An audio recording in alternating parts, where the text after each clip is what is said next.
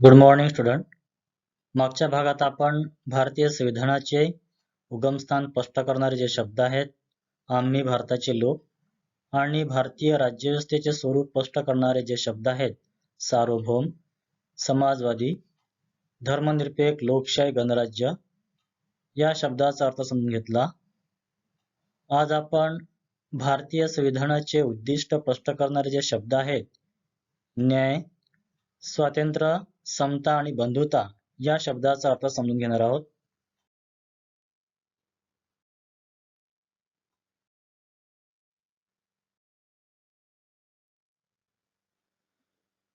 भारतीय संविधानाच्या आधारावर भविष्यात जी शासन संस्था निर्माण होणार आहेत, त्या शासन संस्थेचे हे उद्दिष्ट आहेत. न्याय, स्वातंत्र्य, समता आणि बंधुता हे उद्दिष्ट भविष्यात येणाऱ्या शासन संस्थेला साध्य करायचे आहेत. कारण 15 ऑगस्ट 1947 ला भारत स्वतंत्र झाल्यानंतर आणि 26 नोव्हेंबर 1949 ला नवीन संविधानाची निर्मिती झाल्यानंतर त्या संविधानाचे हे उद्दिष्ट आहेत. परंतु 26 नोव्हेंबर 1949 च्या आधीचा आपण भारत पाहिला तर त्या भारतात आपल्याला न्याय, स्वातंत्र्य, समता आणि बंधुता ही मूल्य दिसून येत नाही. तर भारतीय समाजाची जी रचना होती, ही भारतीय समाजाची रचना श्रेष्ठ आणि कनिष्ठ अशा वर्णावर एक आधारित होती. त्या वर्णव्यवस्थेत ब्राह्मण, क्षत्रिय, वैश्य आणि शूद्र अशा प्रकारचे 4 वर्ण होते आणि त्या वर्णाच्या अंतर्गत श्रेष्ठ आणि कनिष्ठतेच्या आधारावर जाती व्यवस्था होती. हे जातीचे बंधन एवढे ताठर आणि कठीण होते की एका जातीच्या व्यक्तीला दुसऱ्या जातीच्या व्यक्तीच्या घरी जाऊन कुठल्या प्रकारचे भोजन करता येत नव्हतं आणि कुठल्या प्रकारच्या स्वपसंतीनं विवाह सुद्धा करता येत नव्हता. अशा प्रकारचे जातीचे बंधन ताठर स्वरूपाचे होते.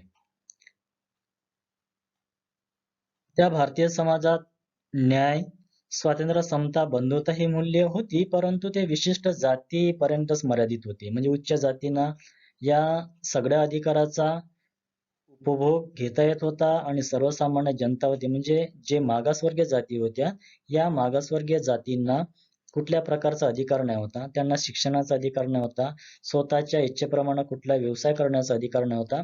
अशा प्रकारची एक सामाजिक आणि आर्थिक विषमता मोठ्या प्रमाणात भारतीय समाज व्यवस्थेत होती.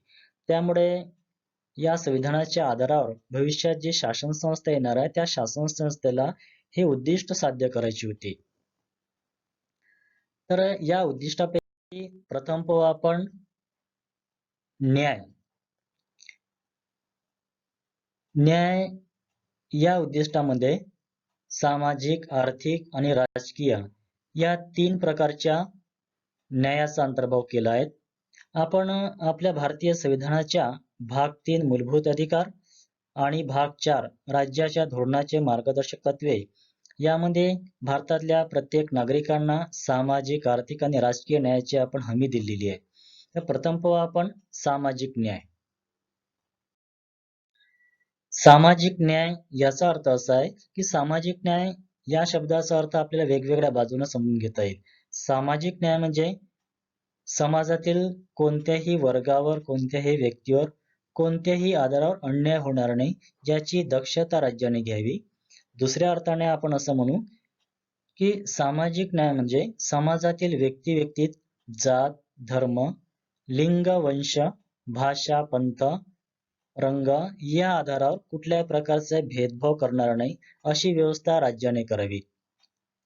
त्याच पद्धतीनं प्रत्येक व्यक्तीला त्याच्या क्षमतेनुसार आणि पात्रतेनुसार त्याच्या व्यक्तिमत्वाचा सर्वांगीण विकास घडवून आणण्यासाठी समान संधी उपलब्ध करून द्यावी, म्हणजे सामाजिक न्याय म्हणता येईल. परंतु या प्रकारे सामाजिक न्यायाच्या संदर्भात अर्थ सांगितल्यानंतरही सामाजिक न्याय या शब्दाचा अर्थ पूर्ण होत नाही. कारण सामाजिक न्याय म्हणजे समाजातील जे दुर्बळ घटक आहेत, किंवा आपण असं म्हणू की भारतीय समाज व्यवस्थेत ज्या मागासवर्गीय जातींवर ज्यांच्या मानवी अधिकाराचं मोठ्या प्रमाणात उल्लंघन झालं, त्यांच्यावर अन्याय झाले, अशा व्यक्तींना विकासाच्या प्रक्रियेत आणण्यासाठी त्यांना अतिरिक्त संधी देणेच म्हणजे सामाजिक न्याय म्हणता येईल. आपण या भारतीय समाजातील ज्या मागासवर्गीय जाती आहेत, त्यात अनुसूचित जाती आहेत, अनुसूचित जमाती आहेत, इतर मागासवर्गीय आहेत, स्त्रिया आहेत, यांच्या मानवी अधिकाराचं मोठ्या प्रमाणात उल्लंघन झालं. आणि यांच्या मानवी अधिकाराचं मोठ्या प्रमाणात उल्लंघन झाल्यामुळे आपण भारतीय संविधानाच्या आर्टिकल 15 आणि 16 मध्ये आपण त्यांना विकासाच्या प्रक्रियेत आणण्यासाठी एक रिझर्वेशनची म्हणजे आरक्षणाची तरतूद केली आहे. या तरतुदी सुद्धा सामाजिक न्यायाच्या अंतर्गतच येतात. दुसरा अर्थ पाहू आपण आर्थिक न्याय. आर्थिक न्याय म्हणजे आर्थिक किंवा संपत्तीच्या आधारावर कुठल्या व्यक्तीचं शोषण होणार नाही अशी व्यवस्था राज्याने निर्माण करावी म्हणजे आर्थिक न्याय म्हणता येईल. म्हणजे शोषणावर आधारित कुठल्या प्रकारची व्यवस्था असो ती व्यवस्था पूर्णपणे समाप्त करणे आणि संपत्तीच्या आधारावर आणि आर्थिक आधारावर कुठल्या प्रकारची व्यक्तीमध्ये भेदभाव होणार नाही अशी व्यवस्था राज्याने निर्माण करावी म्हणजे आर्थिक न्याय. त्याच पद्धतीनं दुसऱ्या अर्थाने सुद्धा आपल्याला असं म्हणता येईल आर्थिक न्याय म्हणजे व्यक्तीच्या ज्या मूलभूत गरजा असतात अन्न, वस्त्र, निवारा, आरोग्य आणि शिक्षण या मूलभूत गरजा पूर्ण करण्यासाठी व्यक्तीला दुसऱ्या व्यक्तीवर म्हणजे अन्य व्यक्तीवर अवलंबून राहण्याची वेळ त्याच्यावर येणार नाही म्हणजे आर्थिक न्याय. म्हणजे या मूलभूत गरजा आहेत अन्न, वस्त्र, निवारा, आरोग्य आणि शिक्षण या मूलभूत गरजा पूर्ण करण्यासाठी त्या व्यक्तीला वाईट मार्गाचा अवलंब करण्याची वेळ त्याच्यावर येणार नाही अशी परिस्थिती राज्याने निर्माण करावी. वाईट मार्गाचा म्हणजे त्या व्यक्तीला म्हणजे आपल्या मूलभूत गरजा पूर्ण करण्यासाठी चोरी करण्याची वेळ त्याच्यावर येणार नाही अशी व्यवस्था राज्याने करावी. एखाद्या स्त्रीला आपल्या देहाची विक्री करावं लागेल म्हणजे मूलभूत गरजा पूर्ण करण्यासाठी देहाची विक्री करण्याची वेळ त्या स्त्रीवर येणार नाही किंवा काही व्यक्तींना माणसाची खरेदी विक्री करावी लागेल अशी वेळ त्या व्यक्तीवर येणार नाही अशी व्यवस्था राज्याने निर्माण करावी म्हणजे आर्थिक न्याय म्हणता येईल. या आर्थिक न्यायामध्ये आपल्याला आर्थिक आधारावर व्यक्तीमध्ये कुठल्या प्रकारचा भेदभाव असू नये म्हणजे समान कामासाठी समान वेतन. याचाच अर्थ असा आहे की एखादी प्राध्यापक स्त्री असो किंवा पुरुष असो दोन्ही व्यक्ती जर सारखंच काम करत असेल तर लिंगाच्या आधारावर भेदभाव न करता स्त्री असो किंवा पुरुष असो सगळ्यांना समान कामासाठी समान वेतन हे द्यायलाच पाहिजे. त्याला आपल्याला आर्थिक न्याय म्हणता येईल. परंतु एका स्वरूपाचं काम असल्यानंतर पुरुषांना जास्त वेतन देणे आणि स्त्री आहे म्हणून त्यांना कमी वेतन देणे तर हे आर्थिक न्यायामध्ये येणार नाही. तर संपत्तीचे योग्य वाटप करणे, आर्थिक विषमता कमी करणे, दारिद्र्य निवारण्यासाठी प्रयत्न करणे आणि नागरिकांच्या जीवनमानात सुधारणा करणे, नागरिक आपल्या जीवनात आनंदी आणि सुखी राहायला पाहिजे अशा प्रकारची परिस्थिती राज्याने निर्माण करावी म्हणजेच आर्थिक न्याय. तिसरा अर्थ पाहू आपण राजकीय न्याय. राजकीय न्याय म्हणजे देशातील नागरिकांमध्ये जात, धर्म, वंश, लिंग, रंग, पंथ, भाषा अशा कुठल्याही प्रकारचा भेदभाव न करता शासन व्यवस्थेत प्रत्येक नागरिकाला सहभागी करून घेणे म्हणजेच राजकीय न्याय होय. आता ह्या शासन व्यवस्थेमध्ये आपण नागरिकांना सहभागी कसं करून घेतो एक तर प्रत्यक्ष सहभागी होत असतो नागरिक किंवा अप्रत्यक्ष सहभागी होत असतो. प्रत्यक्ष सहभागी म्हणजे आपण निवडणुकीमध्ये जे उभे राहतो म्हणजे ग्रामपंचायतची निवडणूक असो, पंचायत समितीची निवडणूक असो किंवा जिल्हा परिषदेची निवडणूक असो, कुठलीही निवडणूक असो, खासदाराची निवडणूक असो, आमदाराची निवडणूक असो, या निवडणुकीमध्ये व्यक्ती जेव्हा उभे राहतो तेव्हा तो शासन व्यवस्थेमध्ये प्रत्यक्ष सहभागी होत असतो.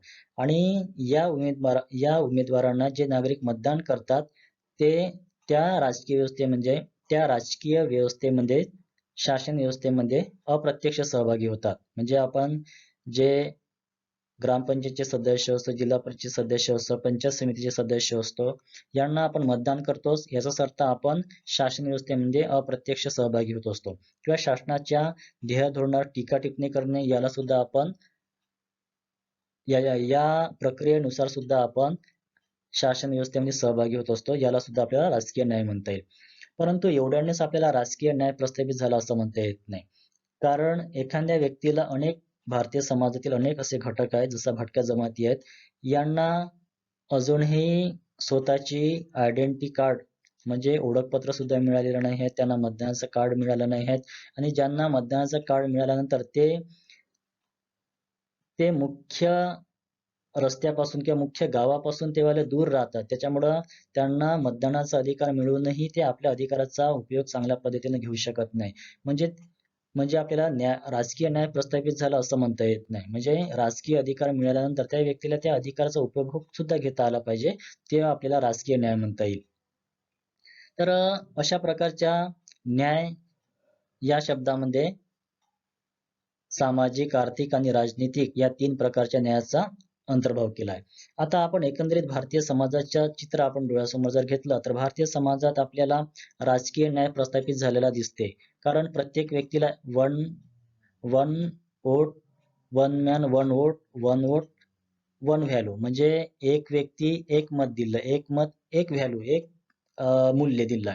परंतु राजकीय दृष्टिकोनातून आपल्याला भारतीय समाजामध्ये समानता प्रस्थापित झालेली आपल्याला दिसून येते. परंतु अजूनही आर्थिक आणि सामाजिक समानता प्रस्थापित झालेल्या नाही आहेत. एका बाजूने श्रीमंत वर्ग दिसते आणि दुसऱ्या बाजूने आपल्याला गरीब वर्ग दिसून येतो. अशा प्रकारचे आर्थिक आणि सामाजिक विषमता मोठ्या प्रमाणात दिसून येते. आजही ज्या दुर्बळ जाती आहेत, मागासवर्गीय जाती आहेत, या जातींवर मोठ्या प्रमाणात अन्याय होताना आपल्याला दिसून येतो. तर आज आपण हा टॉपिक इथेच समाप्त करू आणि नंतरच्या लेक्चरमध्ये आपण स्वातंत्र्य या शब्दाचा अर्थ आपण समजून घेऊ.